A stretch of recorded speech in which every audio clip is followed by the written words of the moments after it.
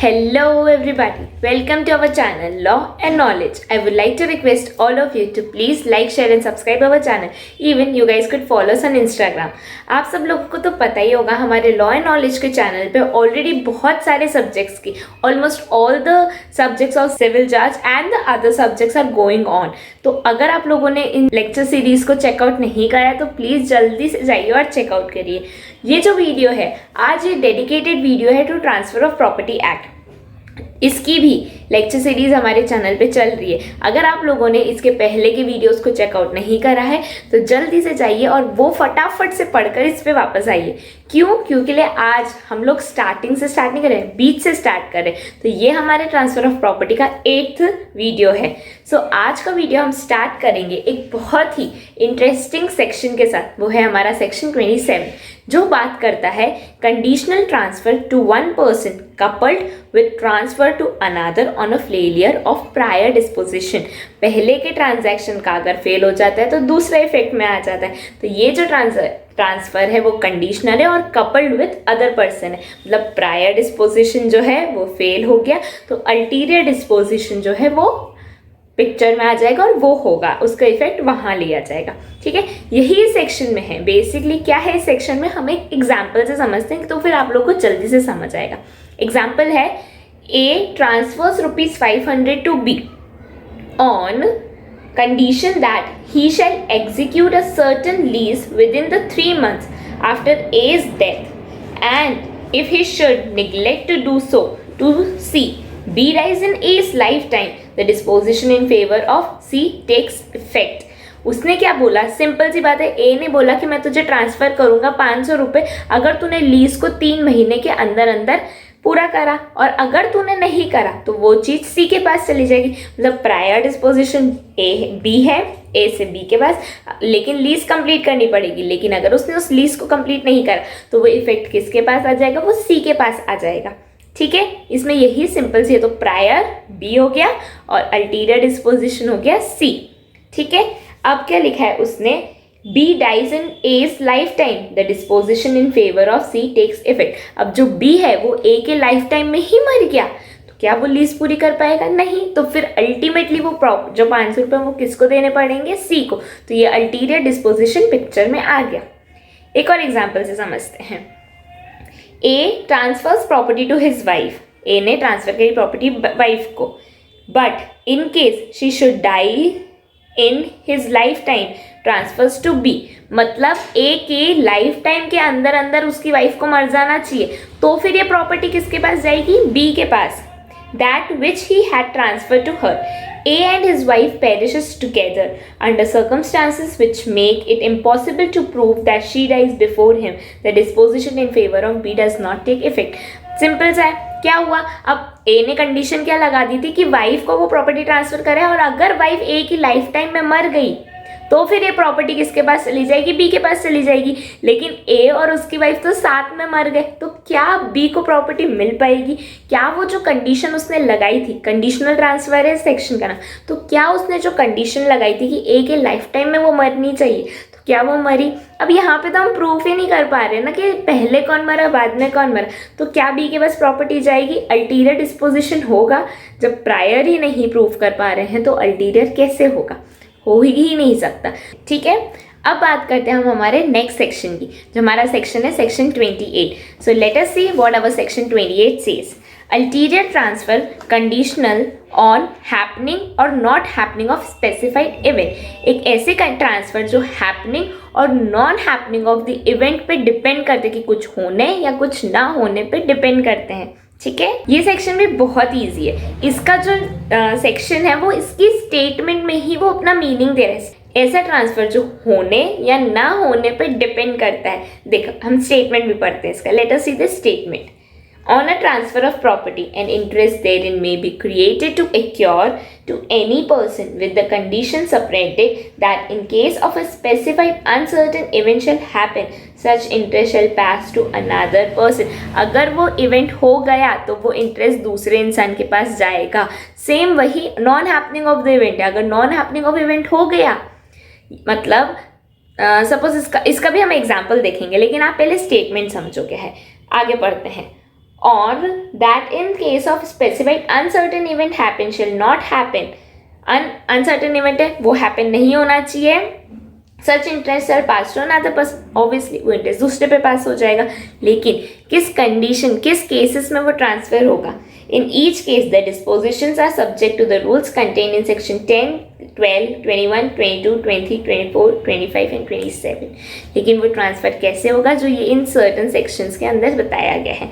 अब देखो सिंपल सी बात है, इसको हम एक बहुत ही सिंपल से एग्जाम्पल से समझते हैं। जैसे लास्ट एग्जाम्पल में ही बोला कि जो ए है वो लीज पे कब देगा प्रॉपर्टी, जब बी 3 महीने के अंदर में वो कॉन्ट्रैक्ट एग्जीक्यूट कर ले। अगर उसने एग्जीक्यूट कर लिया तो फिर प्रॉपर्टी बी को जाएगी, और अगर उसने एग्जीक्यूट नहीं करा तो वो सी को जाएगी, है ना। तो एग्जैक्टली यही था हैपनिंग ऑफ द इवेंट। 3 महीने के अंदर में उसने कर लिया तो चले जाएगा, और नॉन हैपनिंग अगर उसने नहीं करा तो फिर जाएगा वो दूसरे के पास ही, ठीक है। अगर लीज को एग्जीक्यूट वो 3 महीने के अंदर कर लेता तो कौन बन जाता, बी बन जाता। अगर वो नहीं करा तो वो ट्रांसफर किसको हो जाएगा, सी को ट्रांसफर हो जाएगा। तो यही ये सेक्शन भी बोलता है। ये सेक्शंस रिलेटेड ही है बिकॉज ये सब हम लोग कंडीशनल ट्रांसफर ही पढ़ रहे हैं, ठीक है। अब हम आगे चलते हैं हमारे सेक्शन 29 के पास। हमारा सेक्शन 29 बोलता है फुलफिलमेंट ऑफ कंडीशन सब्सिक्वेंट। जो सब्सिक्वेंट कंडीशन एक ट्रांसैक्शन के साथ है उसको फुलफिल करना, ठीक है। Let us read the statement. An ulterior disposition of the kind contemplated by the last preceding section cannot take effect unless the condition is strictly fulfilled. Simple सा ये ट्रांजैक्शन तभी पूरा होगा जब आपने जो कंडीशन है वो स्ट्रिक्टली आपने उस चीज को फॉलो अप करा है। अगर आपने एक भी कंडीशन को मिस आउट करा है ट्रांजैक्शन की तो वो ट्रांसफर पूरा नहीं होगा। अब क्या है, अभी कैसा अजीब सा सेक्शन लग रहा है ना guys, it's very easy. Let us understand in a very simple and with an example illustration. So what does illustration says? Let us read that. A transfer ₹500 to B to be paid to him on his attaining his majority or marrying, with a provision that if B dies a minor or marries without C's consent, the ₹500 shall go to D. B marries where only 17 years of age without C's consent. The transfer to D takes effect. Simple सा है, ए ने बोला कि वो 500 रुपये transfer करेगा B को, लेकिन कब, जब वो मेजर हो जाएगा और मेजॉरिटी में वो शादी करेगा। और अगर उसने ऐसा नहीं करा तो ये पैसा ट्रांसफर हो जाएगा डी को। तो क्या करा बी महाराज जी ने, बी ने 17 साल की उम्र में शादी कर ली। अब 17 तो मेजॉरिटी कहाँ हुई, माइनॉरिटी में ही उसने शादी कर ली। तो अब इस कंडीशन में बी को पैसे नहीं मिलेंगे, अब पैसा मिलेगा सीधे डी को। क्यों? क्योंकि उसने कोई भी कंडीशन को फुलफिल ही नहीं करा है। और सेक्शन का नाम ही क्या था, फुलफिलिंग ऑफ कंडीशन सब्सिक्वेंट। जो जो कंडीशंस उसके साथ हैं वो सारी फुलफिल होनी चाहिए, लेकिन यहाँ तो उसने एक भी कंडीशन फुलफिल ही नहीं करी ना। तो फिर पैसा डायरेक्टली किसके पास चले जाएगा, डी के पास चले जाएगा, और बी को कुछ नहीं मिलेगा। और अब आगे की बात करते हैं, आगे के सेक्शंस भी बहुत ईजी हैं। अब बात करते हैं हमारे सेक्शन 30 की। सेक्शन 30 बोलता है हमारा prior disposition not affected by invalidity of ulterior disposition. अब देखो ये भी बहुत सा सिंपल सा है। सेक्शन ने क्या बोल दिया, प्रायर डिस्पोजिशन जो है, प्रायर जो पहले का इंटरेस्ट है वो इफेक्ट में नहीं आएगा, उसको कुछ इफेक्ट नहीं होगा अगर अल्टीरियर डिस्पोजिशन फेल भी हो जाता है तो भी। स्टेटमेंट पढ़ते हैं, बहुत ही सिंपल है।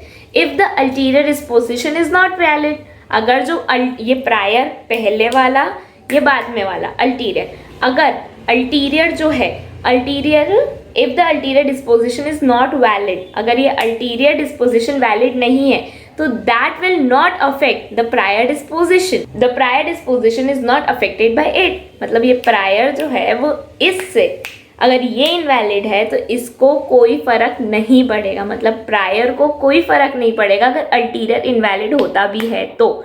एग्जाम्पल से समझते हैं। A transfers a farm to B for her life, and if she do not desert her husband to C, B is entitled to the farm during her life as if no condition has been inserted. देखो इस example में क्या हुआ, उस ए ने बोला कि मैं बी को फार्म दूंगा अगर वो अपने हस्बैंड को डिसर्ट नहीं करेगी तो, और अगर उसने डिसर्ट करा, अगर उसने उसको धोखा दिया, छोड़ दिया, तो फिर वो प्रॉपर्टी किसके पास चली जाएगी, सी के पास, ठीक है। अब क्या हुआ उसमें, अब ये जो सेकेंड वाली कंडीशन है सी वाली, वो तो इनवैलिड ही हो गई ना, वो अपने पति को क्यों छोड़ेगी। तो इस कंडीशन में जो बी ए है उसको फार्म देना पड़ेगा बी को। क्यों? क्योंकि क्या हुआ इसमें, अल्टीरियर डिस्पोजिशन का कोई मतलब ही नहीं हुआ ना, बी को तो फार्म मिलेगा ही सही, अपने पति को थोड़ी धोखा दे रही है, डिसर्ट ही नहीं करा उसने। तो ये जो है जो अल्टीरियर पोजीशन है कि अगर उसने अपने पति को धोखा दिया तो वो प्रॉपर्टी सी के पास चली जाएगी। तो क्या ये दिस कंडीशन इज इनवैलिड ना, मतलब अल्टीरियर जो डिस्पोजिशन हो रहा है सी के पास जाने का वो तो गलत हुआ ना, तो ये चीज इनवैलिड हुई। लेकिन इससे प्रायर को कोई फर्क नहीं पड़ेगा because B is entitle for the farm. ठीक है, बहुत सिंपल सा है, कोई रॉकेट साइंस नहीं है, बहुत इजी है कि अल्टीरियर डिस्पोजिशन अगर इनवैलिड है तो उस पर प्रायर डिस्पोजिशन पे, प्रायर इंटरेस्ट पे कोई फर्क नहीं पड़ेगा। ठीक है, अब आगे की बात करते हैं हमारे सेक्शन 31 पे। हमारा सेक्शन 31 बोलता है condition that transfer shall cease to have effect in case specified uncertain event happens और डज नॉट हैपेंस। क्या है जो कंडीशन है, कंडीशन सीज हो जाएगी अगर आपने कुछ करा और कुछ ना करा तो। इसको भी एग्जाम्पल से समझते हैं, बहुत इजीली समझ आ जाएगा। A transfers a farm to B for his life with a proviso that in case B cuts down a certain wood, the transfer shall cease to have any effect. B cuts down the wood, he loses his life interest in the farm. अब यहाँ पे उसने बोला कि अगर मैं तुम्हें farm दे रहा हूँ लाइफ टाइम के लिए, लेकिन अगर तुमने ये वुड काटा तो फिर तुम्हारा इंटरेस्ट खत्म और ये मैं ले लूंगा वापस। और अगर बी ने काट दिया वो पेड़ तो क्या हुआ, वो अपना लाइफ टाइम इंटरेस्ट उसमें खो देगा और बी के जो फार्म है वो उसको बी से फार्म ले लिया जाएगा, ए के पास वापस आ जाएगा। यहाँ पे क्या करा उसने, हैपनिंग ऑफ द इवेंट। यहाँ पे उसको पेड़ काटने को मना करा था और उसने पेड़ काट दिया, तो हैपनिंग ऑफ द इवेंट हो गया, इवेंट हो गया तो अब उसका जो राइट है उस पर जो लाइफ टाइम इंटरेस्ट है वो छिन जाएगा। ठीक है, एक और एग्जाम्पल समझते हैं, non happening of the event. A transfers a farm to B provided that if B shall not go to England within 3 years after the date of the transfer, his interest in the farm shall cease. B does not go to England within 3 prescribed, his interest in the farm ceases. अब देखो यहाँ पे ये example थोड़ा सा weird है, लेकिन इस एग्जाम्पल को हम अच्छे से समझते हैं। जैसे ए ने बोला बी को कि तुम 3 साल तक इंग्लैंड नहीं जाओगे तभी ये फार्म मैं तुम्हें दूंगा, और वो 3 साल तक नहीं गया वहाँ पर, वो इंग्लैंड नहीं गया, तो अब यहाँ पे बी को वो जो प्रॉपर्टी है, जो फार्म है वो मिलेगा। क्यों? क्योंकि यहाँ बोला गया था non happening of the event. उसको बोला 3 साल तुम इंग्लैंड नहीं जाओगे, तो क्या वो गया 3 साल? यहाँ तो लिखा है ना वो नहीं गया 3 साल, तो वो प्रॉपर्टी उसको दी जाएगी। लेकिन अगर वो इंग्लैंड चले जाता तो फिर उसको वो फार्म नहीं मिलता। ठीक है, वेरी सिंपल। आई होप आप लोग को ये सारी चीज़ें समझ आ रही हो। इस वीडियो का हम आखिरी सेक्शन और करेंगे, हमारा है सेक्शन 32। सेक्शन 32 बोलता है such condition must not be invalid.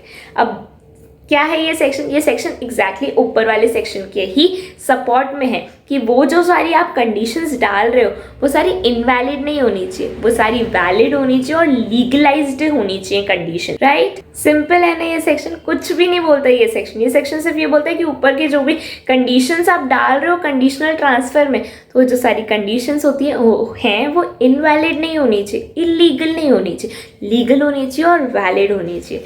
तो that's all about today's video. आज हमारे इस वीडियो में हमने कवर करें section 27, 28, 29, 30, 31 and 32। So I hope आप लोगों को ये सारी चीज़ें क्लियर हुई होंगी। They are not very difficult, they are very easy, and just stay tune with us for the further videos. And if you like this video so please share this video with all of your friends, and don't forget to press that bell icon for the recent notifications. Thank you.